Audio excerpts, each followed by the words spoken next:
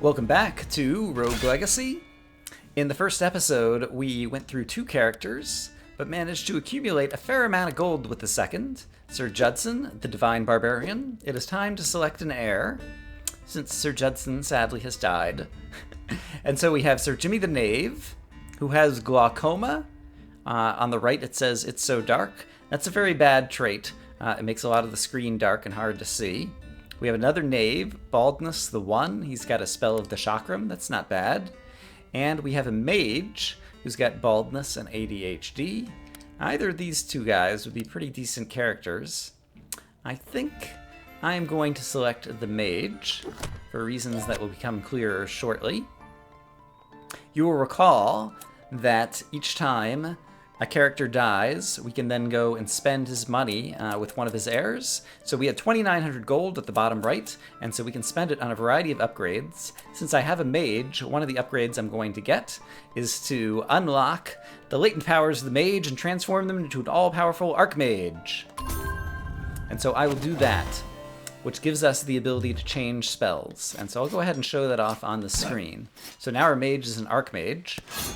The spell he started out with is a Blade Wall, which basically summons this kind of giant sword that just continually hits any characters who run into it. But since he's now an Archmage, I can press a different button on the controller to change spells. And so up in the top left, you can see I got 3 spells I can cycle through. We've got the Blade Wall, which we already saw. We have Flame Barrier, which does this. It continually uses mana, but sends a bunch of flames kind of circling around the player that deal damage. That's pretty cool. And finally, Conflux, which sends a bunch of little spiky things bouncing around the room. It's a very good spell in a big room, but it costs a lot of mana points. As you can see, it costs 30 to cast that spell, whereas it's only 15 for these other 2 spells. So an Archmage has a variety of spells at their disposal, and obviously do a lot more damage. You can see I'm only hitting for 16 with the sword, whereas, oops, let's try one of these. Let's try this thing. Yeah, these things only hit for 12, but they'll hit a number of enemies. So they'll deal tons of damage with the Conflux Orbs, for example. In any case, we, with our previous character, managed to find a rune in the castle. We found this thing, a Siphon Rune, which steals mana from slain enemies, which could be useful, especially for the Archmage. But there's also a number of other runes that I want to get. So you start off by default by having access to a Sprint Rune, which is very useful, and so I'm going to go ahead and buy that.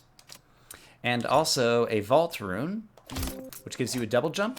And so let's go ahead and show those off. The Vault Rune works like that. You basically can get a second jump while you're in the air, which is fantastic. And the Sprint Rune, there's buttons on the controller that allow you to make a little dash to the right or a little dash to the left. You can do them while you're in midair.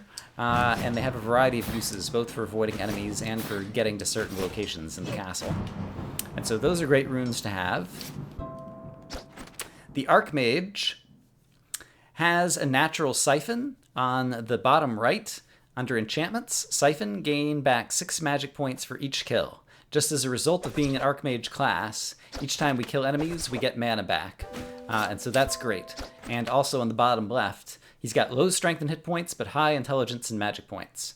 And intelligence basically means that he is going to do more magic damage than other characters would do. And this character's traits, ADHD and baldness. Baldness doesn't really matter, but ADHD, you can move faster. You may be noticing on the screen that I am actually moving much faster than my previous characters. So we still have some money to spend. I could buy some more equipment, which is usually a good thing to do. This equipment actually gives me more magic, which for an Archmage will be useful, so I'm going to buy the Squire Limbs. And then I think I will also buy the Siphon Rune and equip that. And so basically, in addition to the 6 mana points that I get back for killing enemies as a result of being a mage, I'll get 2 more mana points back as a result of having that rune. And let's see, what else do we want to do here? There's a new class over here, the Miner, who I could unlock, who I'm going to unlock, not because I like the Miner as a class. It's a very weak class, but it unlocks a bunch of new things that we can purchase, such as upgrading the Mage, upgrading the Miner's not very interesting, but Gold Gain Up, which costs 1,080, I actually wish I had spent my money differently now. That's a very valuable one to get, because basically it causes you to get more gold as a result of killing enemies in the castle and whatnot. And magic damage up. Magic damage up would definitely be useful for the Archmage. And let's see, are there any other things I want to purchase? Eventually I will need to purchase the Architect and unlock the left half of the castle. I think I'm going to purchase some magic damage in the hopes of helping the Archmage stay alive, as well as some hit points. And I still have enough money to spend to unlock the Architect, so I'll do that. Once again, you want to spend all of your money, because you can't take it with you. Once you've made various purchases at the manor and spending things at the smithy and the enchantress, and eventually now the Architect, we'll see him in some future point. Kind of overloading things with information here at the beginning of the episode. You recall, to get back in the castle, we have to give Sharon all of our money. And so we're down to 15 money, and so not a problem. We've spent as much as we can spend. We're in pretty good shape there. It's time to enter the castle and see what kind of damage we can do. And so that's what I will do. Alright, since we're an Archmage, I should be prepared to use various spells, because as you can see, I'm not hitting too hard. And yeah, I have to just kind of choose carefully which spells I want to use in different situations. But this first room, after that first couple of enemies, wasn't too difficult. And so we'll hold off on spells until we find an opportune moment to use them. And as we said before, each... Oops. I wanted to actually cast Flame Barrier here. There we go. Hit those guys through the wall. Each castle is randomly generated, and so the layouts are going to be different each time. Modulo is something you can do with the Architect, but we'll talk about that at some point in the future.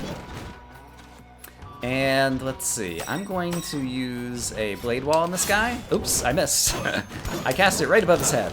Not at all useful. Let's try that again. There we go. Ooh, and I opened that chest unintentionally, and it gave me a Squire chestplate, and it looks like this guy to the left of me is just about to swing a sword once I get off of this Blueprint Frown screen. So let's get out of here really quick. Whew! Alright. Great. So that Squire chestplate is the first example of equipment that we have found in a chest here in the castle. And so those will come up somewhat randomly, but are very good things to get. Let's see, and with Flame Barrier, I could probably defeat those skeletons who are below me. I'm actually going to take a shot at this. Yes, neat. And so, zing! Oops, yikes. Alright, so we used some mana, but managed to reach some enemies that would otherwise be very difficult to reach down below me. Sadly, I can't get the gold that's down below there, because there's no kind of entrance to get down there. And this is a weird-looking painting. There's a variety of rooms that just have a big painting. And in this case, if you pause the game, it will show you the names and levels of all the enemies on the screen. We've already seen some of the tiny paintings who come to life in the previous episode. The big painting can come to life as well. He's kind of a mini-boss, and I think he'll kick my butt because I'm already low on hit points, and so we are not going to disturb that painting. Instead, we will go elsewhere. Alright, here's some new rooms. Yikes. Alright, I did some damage to that guy, but I immediately kind of lost it. It's a pretty tall room. We haven't cast Conflux yet, so let's go ahead and show off how that could be useful. Because those little, yikes, orbs will continue bouncing around the room, maybe? Come back, orbs. Alright, they didn't manage to help me and hit these guys at all. I need to aim better. Previously, we had a character with EHS. Oh boy, there are more magic guys up here. Hello. I've already forgotten. Are you a flame lock? Ouch. Oh man, I'm almost dead. Yikes. Alright, let's be very prepared to spend our... Let's pick a different room. I'm not doing a very good job in this room. And let's spend our magic in order to help keep ourselves alive. I forgot what I was trying to say already. Oh dear. Alright, let's use some magic again. Kind of hit these guys before they manage to hit me. Yeah, I'm down to 5 hit points. Yikes. Now I'm dead. Alright, the Archmage does not have a very good hit point pool, and on top of that, I didn't play him very well. So we didn't kill as many guys. We didn't earn as much money. But once again, once someone is dead, you will choose an heir from one of 3 children. So we could get a miner who has a scythe. We could get a knave, far-sighted, the one who has a scythe as their spell. Or Sir Hero, the miner, who's an ectomorph and hypergonadism. And of these three characters, just due to previous experience, I think I'll just go for the miner with the scythe. I don't love some of these other character traits. We'll eventually see them on some other characters.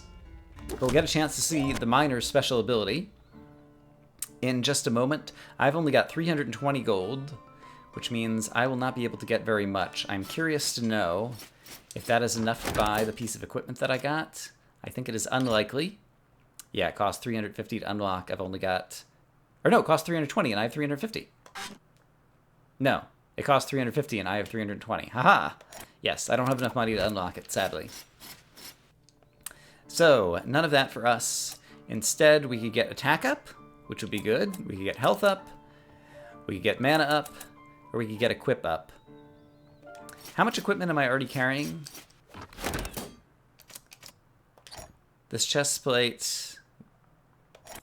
Yeah, I would need a fair bit of it. I will go ahead and spend some money on attack up because the miner is weak. And so... Is that what I want to do? Yeah. Let's spend money on attack up. Sadly, that's the only thing I'll be able to buy. So the miner hits for 26 right now, which isn't too bad.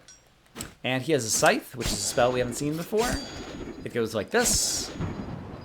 The miner's special ability is that you may recall that as we killed various enemies, there's nothing else I can purchase. Yeah, there's nothing else I can purchase. So we have to give up the rest of our money to Charon. The miner's special ability, you may recall that there's various coins that we find, like this, that usually give us 10 gold. For the miner, he gets 13 gold, and so he's got a 30% gold bonus, kind of like built into this character class. The drawback is that he's very weak in all other stats, as it says in the bottom left-hand corner. And so that is the trade-off of using the miner. But if we manage to play very carefully... Whoa, darn it. Which doesn't include doing that. Here is one place where the sprint is, or the dash is very useful. Basically, it gives us an easy way to kind of get over those spikes. The double jump also is useful in that respect. I didn't get a chance to kind of use those movement power-ups very much with the Archmage. But there's a nice opportunity to just kind of show them off on an easy screen. Alright, there are some skeleton guys up here who are throwing their bones at me. And I went to kill them, as a result. That will be a somewhat difficult room, so let's try going the other direction. And see if we can find easier things. Yikes! Alright, double jump is very useful for avoiding various attacks. Also useful, darn it, is the Scythe, which is a nice long-distance spell. In general, most of the magical power-ups, or magic spells, have the advantage. I haven't used the downstrike very much, but basically when you're jumping up in the air, you can use your sword downwards. And it also, yikes, causes those platforms to open. Alright, the room above us is a fairy chest room. I think this character will not be capable of getting through there, so I'm going to try to just get out of it. I did not succeed. Alright. The miner is a risky character. I wanted to show him off and see if we happen to get lucky and get a lot of gold. We did not. Saw some hard rooms, died very quickly. Let's take a look at our next three characters. A Paladin with a Chakram. Gay and stereo blind. This is a good character. And yeah, our original character from the first episode was kind of like the previous version of a Paladin. But we upgraded the knight. He was a knight, and we upgraded him into a Paladin by purchasing things in the manor. I do not have enough money to buy anything at all. And so that is a shame. So let's go ahead. I'm stereo blind, and so you notice when I turn around, there's like this kind of Paper Mario effect where you kind of like go 2D as you turn around. Paladin hits pretty hard. Paladin has a shield, which allows you to spend mana in order to block an attack if you know that you're about to take damage. I'm not very good at that. And his magic spell happens to be a Chakram, which is kind of like this boomerang thing, which actually is a very good spell. I like this Chakram a lot. But basically, we don't have any other equipment or runes to switch out. Eventually, we'll gain more equipment, and we'll be able to equip each character class differently based on their strengths and weaknesses. But we're not that far along yet. And so we will go into the castle with Paladin. But the Paladin is a pretty good all-around character, especially at the beginning. And so I expect I'll be able to do much better with this character than I did with the previous one. Yes, you can see, for example, he's hitting hard enough to one-hit kill a bunch of these guys, which is great. Yes, having enough attack to hit guys and kill them in one hit or two hits is very important. If you fall behind on your attack up and start encountering enemies who take 3 and 4 and 5 hits to kill, it is very difficult because over time, damage just tends to accumulate on your characters. Over here, there was a spiky ball who reached the edge of the screen and just like died and turned into a bit of gold. As the spiky balls, perhaps we'll see another one later in this room, kind of bounce around, they have a tendency, yikes, to occasionally just die on their own for no apparent reason. And so occasionally you get lucky and that happens. And that's what just happened there, in case you saw it happening on the left-hand side of the screen earlier. So I'm just kind of exploring somewhat aimlessly, trying to find good or bad rooms, trying to kill the various enemies that I encounter. Yikes! There we go. Without taking damage. And yeah, we're still finding more room layouts that we haven't seen before, although we've seen a few repeats over the first couple of episodes. Here's another place where having the dash is very useful, just to make it very easy to get over these spikes. Once again, if you even walk into the side of them, they deal damage, so you need to be very careful around them.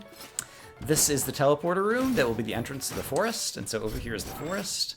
The forest is more difficult, but actually, since I'm at maximum mana and maximum hit points, let's take a peek into the forest. And we can always turn around and come back into the castle if the forest turns out to be too difficult. But the trade-off is, even though there's more difficult enemies here, that headless horse was kind of glitched, just running into the wall.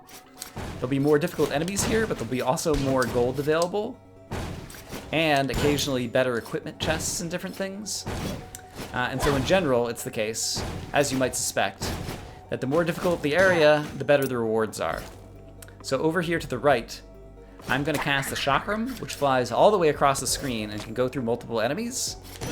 And so, I killed a few enemies there. Okay, here's a normal headless horse, who just kind of runs back and forth. And moves pretty quickly, so you gotta be careful. We managed to kill him, and get a bunch of gold. Great. So yeah, finding more gold here in the forest than we would in the castle. Whoops, with once again the trade-off of having to deal with some more difficult enemies who will cause more damage. But I'm going to try to hang out here in the forest for a little while longer, but if I take more damage, we'll back off and we'll go to the castle. Alright, so this bloob is a type of slime enemy who breaks up into smaller slimes. A fury is this kind of ghost skeleton head thingy. Whoa, darn it! Ugh. And we've seen that guy before. I do not like him. I'm going to cast my Chakram at the Blaze Lock, and I'll actually even do it again, because you'll recall that we have a Siphon Rune, and so each time we kill a guy, we'll gain a few mana points back. And so it's useful for me... I see this guy in the bottom right. It's useful for me...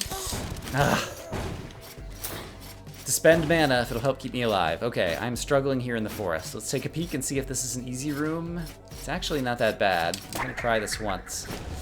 No! Yikes. Oh good, we got a chicken leg. And I managed to kill that guy. Great. As a result of casting the Chakram, I managed to hit any of the guys who were standing on the ground farther to the right. This guy has projectiles that can't go through the wall, so I can just kind of hide behind the wall and attack him pretty easily. And so we'll take another peek. This room also is not terribly bad. And so I will take a chance once again. Great. But if I find a room that looks hard, I'm going to back off and go back into the castle where things are likely to be easier. A lot of this game, in addition to learning the various... Oops. Darn it. I timed that exactly wrong. in addition to learning the various enemies' attacks and timings. Alright, the way I'm playing, I'm probably going to die here in the forest. So let's head back to the castle, where, in fact, I left a chicken leg and a mana potion in the statues in the teleporter room, which will help us out tremendously. There we go. There we go. A lot of this game is about kind of like learning to manage where you are capable of staying alive versus where you're going to die. Alright, this room to the right is a long room that just has a chest and has a bunch of spikes on the floor and different things, and so I'm going to try to find a room that I think I'm more likely to stay alive in. This room actually isn't bad, despite having a lot of enemies, especially with the chakram, which I can throw over there to hit that guy from distance. Oh boy, Corrupt Lord. You can also hit the chakram, have the chakram hit guys multiple times, just like that, by virtue of the fact that it turns around and then comes back. And so that's another reason that I like this spell, is both because it flies across the screen and hits multiple enemies, and because you can kind of like throw it directly at one enemy and have it turn around and hit them on the way back as well. One of my favorite spells. Alright, and so we're able to clean up this room. Looks like there's more undiscovered rooms here on the left on the minimap. Yikes, okay. Take out enemies one at a time when possible. Before walking further into the room, we'll encounter even more bad guys. Whoa! Darn it, I jumped right up into that again. Alright, I'm getting a little low on health, and I still have more mana that I can afford to spend. So let's spend it if it's going to help save my life. But this Paladin will probably be the last character of this episode.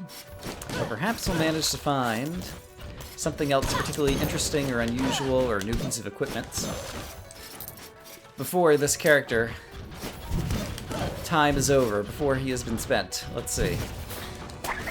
Let's hit that guy. Oh, I only managed to hit him once with the chakram. Oh dear! Darn it. And I took a hit myself. That was not worth it. Not worth it, Brian. Gotta do better. Yikes! So many bad guys. Why am I coming down here? Because I wanted to find a Night Sword. Hooray! New piece of equipment. That can almost make the run worthwhile, provided we have enough money to buy it and equip it. Alright, that painting is not coming to life. Recall that some of the paintings in the castle... Ooh, and another chicken leg. Look out! I'm on the rebound. I'm recovering. With more hit points. And the capabilities to slay more enemies. So yeah, the Night Sword should be an improved sword that will deal more damage. So that would be a very useful thing to have for our future characters. This is the entrance to the dungeon. I am going to eat those things, but not go down into the dungeon, because the enemies in the dungeon would kill me. Instead, I will teleport back to the beginning. Because on the minimap, I can see if I go right and then up, there's more of the castle to explore. And so let's go over there, because that's where I'm most likely to be able to stay alive, kill some more guys, get some more money, etc.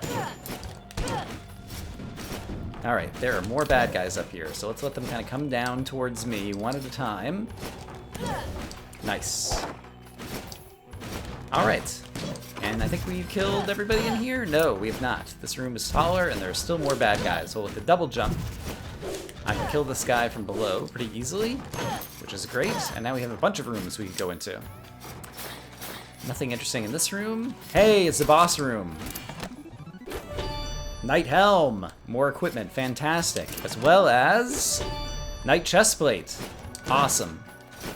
And once again, I could use these things, so I'll go ahead and take them now rather than saving them for later. We're not going to fight the boss yet. That room over there is a difficult one. This one is also kind of difficult, but with a chakram, I think I could do some good things. So let's give it a try. Oops, hold on. Oh crap, I hit the wrong button. Ouch. Alright, I'm going to throw a chakram here to try to hit you from a distance, because you have all kinds of bones that are gonna, yikes, scare me. Oh no, I died! I didn't realize I was that low on hit points. I would have fired another chakram. I wasn't paying enough attention to my hit points, apparently, or those guys dealt a whole lot of damage. Slain by a McRib. But we did manage to get a whole lot of various power-ups, so let's go ahead and go shopping. And choose an heir with whom to shop with. Lady Shanoa has died, but she managed to get a bunch of money and equipment. we have another Paladin, Savant Hypergonadism. Savant is interesting because it allows you to change spells in an awkward way. Hypergonadism attacks knock enemies further, so it basically gives you extra knockback. And a Paladin, as we saw, is a good character. Sir Judson II, because we've already played with Sir Judson. I've got another Miner with EHS, and another Miner with Glaucoma, which is a negative trait that makes it hard to see. And so we're going to choose the Paladin once again. And equipment, in general, tends to be the most important thing to spend money on first, in my experience. So let's see. A Night Sword would give us +4 damage. That would definitely be a great thing to get, but I want to check out everything and make sure I... that would give us more health and mana. That's also a great thing. And this one gives us way more armor than Knight Chestplate, and a lot more armor would definitely help us stay alive. Unfortunately, that's going to cost a lot of money and add a ton of weight. Let's see. This gives us health and mana and only costs 5 weight. I might have to purchase an equip up to equip the other things. I'm going to buy these things, and then if I bought this, you can see my weight is 45 out of 60, so I would need to purchase 2 equip ups in order to equip this piece of armor. And do I have enough money to purchase 2 equip ups? Let's go find out. So if I go over here, 220 apiece, I'm pretty sure I can. So that gets me up to 70, that gets me up to 80 weight. And now I can buy this and have enough to equip it. So now I'm at weight 75 of 80. All right, and so as a result, I spent just about all of my money. But as a result, I got these awesome pieces of equipment, which have upped my health and mana, and also make it so that I'm hitting for 39 now.